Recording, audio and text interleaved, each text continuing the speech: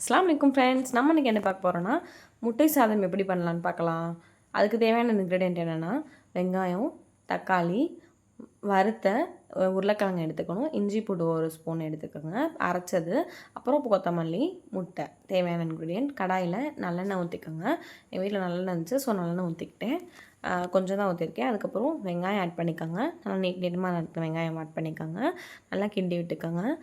இது எப்படி சொல்கிறதுனா, நல்லா ட்ரை பண்ணணும், நல்லா கோல்டன் கலரில் வரணும். லோ ஃப்ளேம்லேயே வச்சு பண்ணிக்கோங்க.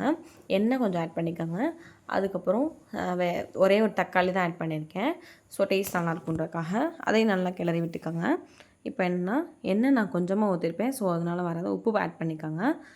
அதுக்கப்புறம் ஏன்னா நல்லெண்ணெய் ஸ்மெல் இருக்குன்றதுக்காக நான் கொஞ்சமாக தான் ஆட் பண்ணியிருந்தேன். இப்போ நல்லா கிண்டி விட்டுட்டு அடி பிடிக்காத அளவுக்கு நல்லா கிண்டிடுங்க. ஏன்னா தீஞ்சவ ஸ்மெல் வரக்கூடாது இல்லையா? ஸோ அதனால தான் நல்லா கிண்டி விட்டுட்டு இப்போ நம்ம என்ன ஆட் பண்ண போகிறோம் அப்படின்னா, இஞ்சி பூண்டு தேவையான அளவுக்கு ஆட் பண்ணணும். 1 ஸ்பூன் தான் ஆட் எடுத்து வச்சுருந்தோம், ஸோ அதை ஆட் பண்ணிக்கோங்க. அதோட பச்சை ஸ்மெல் போகிற வரைக்கும் நல்லா கிண்டி விட்டுக்கோங்க.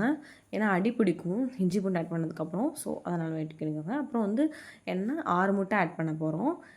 தேவையான அளவுக்கு எவ்வளோ பேர் இருக்காங்களோ அந்த பொறுத்து ஆட் பண்ணிக்கோங்க.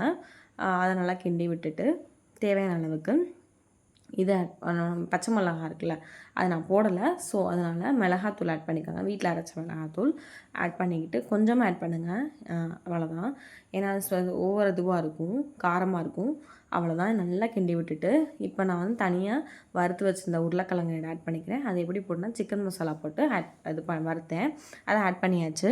அவ்வளோதான். இதெல்லாம் அப்படியே நல்லா கிளறி விட்டுட்டு அப்புறம் கொத்தமல்லி இருக்குல்ல, அதை நல்லா நறுக்கிட்டு பொடிசாக சாப் பண்ணி வச்சதுக்கப்புறம் அதை ஆட் பண்ணிக்கோங்க. ஆட் பண்ணிவிட்டு அவ்வளோதான். நல்லா லோ ஃப்ளேமில் இருந்ததை நல்லா ஹை ஃப்ளேமில் வச்சுட்டேன். நல்லா ஸ்மோக்கி ஸ்மெல் வர வரைக்கும் நல்லா கிண்டிட்டு அதுக்கப்புறம் ரைஸ் ஆட் பண்ணிக்கோங்க. ரைஸ் ஆட் பண்ணுற வரைக்கும் லோ ஃப்ளேமில் வச்சுருங்க. ஏன்னா நல்லா ஸ்மோக்கி ஸ்மெல் வரணும். அவ்வளோதான். அஸ்ஸலாமு அலைக்கும்.